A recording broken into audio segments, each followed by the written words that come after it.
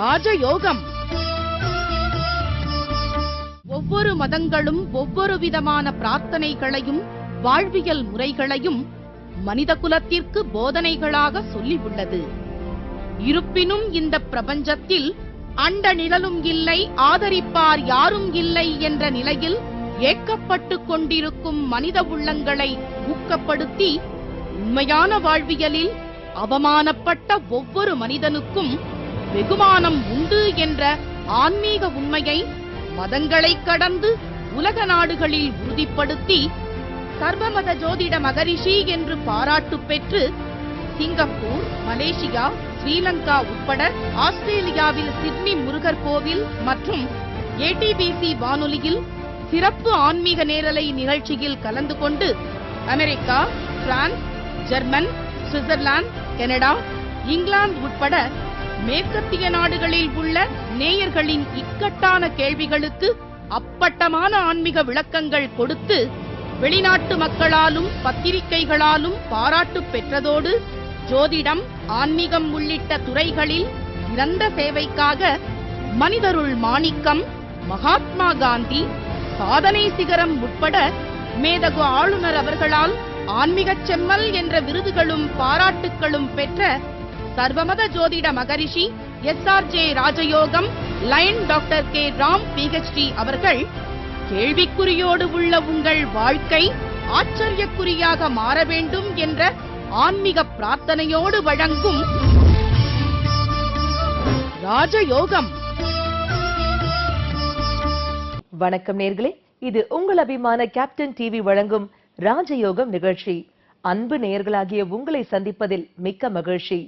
Singapore, Malaysia, Sri Lanka, Australia, London உள்ளிட்ட பல நாடுகளுக்கு நேரில் சென்று தனது அற்புதமான ஆன்மீக சொற்பொழிவுகளின் வாயிலாக ஜோதிடத்தை உலக நாடுகளில் உறுதிப்படுத்தி தெளிவுபடுத்திய சர்வமத ஜோதிட மகரிஷி SRJ ராஜயோகம் line doctor K Ram PhD அவர்களை நேரில் சந்திப்போமா? வணக்கம் சார். ஓம் தத்புருஷாய வித்மகே வக்கரதுண்டாய தீமகி தன்னோ தந்தி பிரசோதயாத். ஓம் ஆதித்யாயஷ சோமாய மங்களாய புதாயஷ குரு சுக்ர சனியப் யக்ஷ ராகவ கேதவ நமக. சார், நம்ம வீட்டுல விக்கிரகங்கள் வைத்து வழிபடலாமா? எப்படிப்பட்ட விக்கிரகங்கள் வைக்கணும்? அதனுடைய அளவு எதுக்குள்ள இருக்கணும் சார்? எக்கிரகமாக இருந்தாலும் அக்கிரகம் நற்கிரகமாக செயல்படணும், நமக்கு அனுகிரகம் கிடைக்கணும் அப்படின்னா விக்கிரக வழிபாட வச்சுக்கணும் அப்படிங்கிற விஷயத்தை சாஸ்திரங்களும் சான்றோர்களும் நமக்கு ஆழமாக சொல்லி வச்சிருக்காங்க.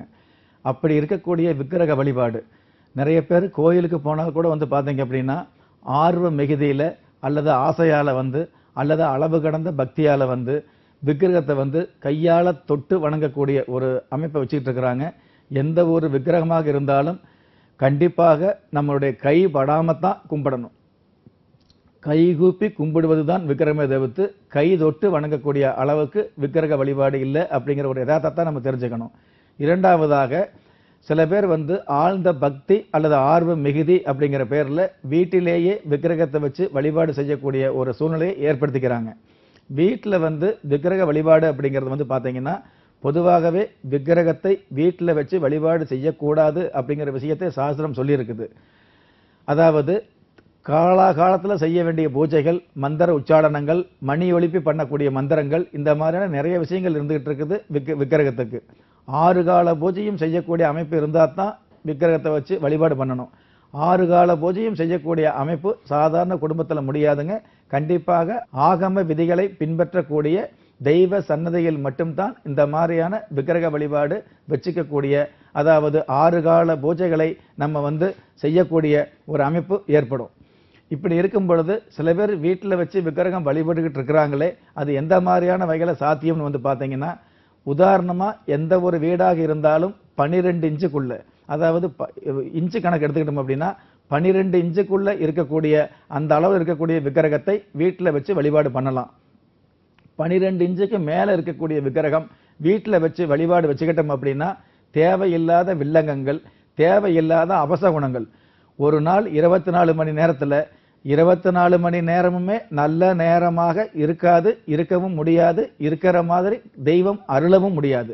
அப்படி இருக்கக்கூடிய இந்த சூழ்நிலையில வந்து இந்த 24 மணி நேரத்துல ஏதாவது சில மணித்துளிகள் ஆகாத நேரமா இருந்தது அப்படின்னா அந்த ஆகாத நேரத்துல போதாத காலங்கள் உங்களுடைய இல்லத்துல புகுந்து விடக்கூடிய ஒரு அமைப்பு இந்த விக்கிரக வழிபாட்டுல வந்து சேர்ந்துரும் அப்படிங்கிற ஒரு யதார்த்தத்தை நம்ம தெரிஞ்சுக்கணும். அதனால 12 இன்ச்சுக்குள்ள வச்சு விக்கிரக வழிபாடு வச்சுக்கிறது சிறப்பா இருந்துகிட்டு இருக்கும். 12 இன்ச்சுக்கு மேல விக்கிரகம் இருந்தது அப்படின்னா கண்டிப்பாக ஆகம விதிகளுக்கு உட்பட்ட தெய்வ சன்னிதானத்துல வச்சுதான் சிறப்பு பூஜையோடு சிறப்பு அபிஷேகத்தோடு சிறப்பு மந்திரங்களோடு நம்ம பிரார்த்தனை பண்ணிக்கணும். இரண்டாவது, இந்த பிள்ளையார் சம்பந்தப்பட்ட வழிபாடு இருக்குது இல்லைங்களா, அதாவது முக்கணமும் எக்கணமும் நற்கணங்களை அருளக்கூடிய பாக்கியம் பெற்ற, வினைகளை தீர்த்து வெற்றிகளை அருளக்கூடிய பாக்கியம் பெற்ற இந்த விநாயகர் வழிபாடு வேணா வீட்டுல வந்து இந்த 12 இன்ச்சு அப்படிங்கிறதுக்கு மேற்பட்டு கொஞ்சம் உயரமாக இருந்தாலும் வச்சு வழிபாடு பண்ணலாம். ஏன்னா களிமண்ணாக இருந்தாலும் கண்ணாடியாக இருந்தாலும் பிளாஸ்டிக்காக இருந்தாலும் பிள்ளையார் எந்த ரூபத்தில் இருந்தாலும் தொல்லை தரக்கூடிய குடும்பத்திற்கு எல்லையில்லாத மகிழ்ச்சியை அருளக்கூடிய பாக்கியம் இந்த பிள்ளையாருக்கு இருக்கிறதுனால இந்த பிள்ளையார் வழிபாடு மட்டும் 12 இன்ச்சு அப்படிங்கிறத விட கொஞ்சம் மாறுபட்டு இருந்துகிட்டு இருக்குது. அதிகமா இருந்தாலும் தவறு கிடையாதுங்க. சில பேர் வந்து பாத்தீங்கன்னா வீட்டுல வந்து இந்த மாதிரியான விக்கிரக வழிபாடு வச்சு வழிபாடுறது மட்டும் இல்லாம தெய்வ திருவுருவ படங்கள், அதாவது தெய்வ சம்பந்தப்பட்ட படங்கள்ல வந்து பாத்தீங்கன்னா ஆங்கார தெய்வம், அமைதியான தெய்வம், ஆண் தெய்வம், பெண் தெய்வம், இந்த மாதிரியான விஷயங்கள் இருந்துட்டு இருக்கும் பொழுது இந்த காளி துர்க்கை எல்லாம் வீட்டுல வச்சு வழிபாடு பண்ணலாமான்னு கேட்பாங்க. காளி துர்க்கை சம்பந்தப்பட்ட விஷயங்களை வீட்டுல வச்சு வழிபாடு பண்றது தவறு கிடையாது. ஆனால் துர்க்கைக்கு உண்டான லெமன் விளக்கு வந்து வீட்டுல போடுவதை விட தெய்வ சன்னதியில் போடுவதுதான் சிறப்பா இருந்துகிட்டு இருக்குது. நிறைய பேர் வந்து பாத்தீங்கன்னா வீட்டுல வந்து சாமி படத்தை வச்சுக்கிட்டு வீட்டிலேயே லெமன் விளக்கு போடக்கூடிய ஒரு சூழ்நிலையை ஏற்படுத்திட்டு இருப்பாங்க. குடும்பம் இருக்கக்கூடிய அந்த இல்லத்துல வந்து குடும்பமாக வாழக்கூடிய அந்த இல்லத்துல வந்து லெமன் விளக்கு, அதாவது லெமனை கட் பண்ணி விளக்கு போடுவது கண்டிப்பாக தவிர்த்துக்கணுங்க.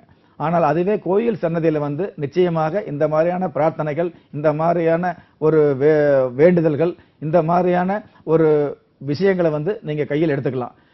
எது எப்படி இருந்தாலும் வீட்டுல வந்து 12 இன்ச்சுக்கு உட்பட்ட விக்கிரகங்களை வழிபாடு வச்சுக்கலாம். 12 இன்ச்சுக்கு மேற்பட்டு வரக்கூடிய விக்கிரகங்களை வந்து ஆகம விதிப்படி தெய்வ சன்னிதானத்துல வச்சு வழிபாடு செய்வதுதான் சிறப்பாக இருந்துட்டு இருக்குது அப்படிங்கிறது சாஸ்திர விதி.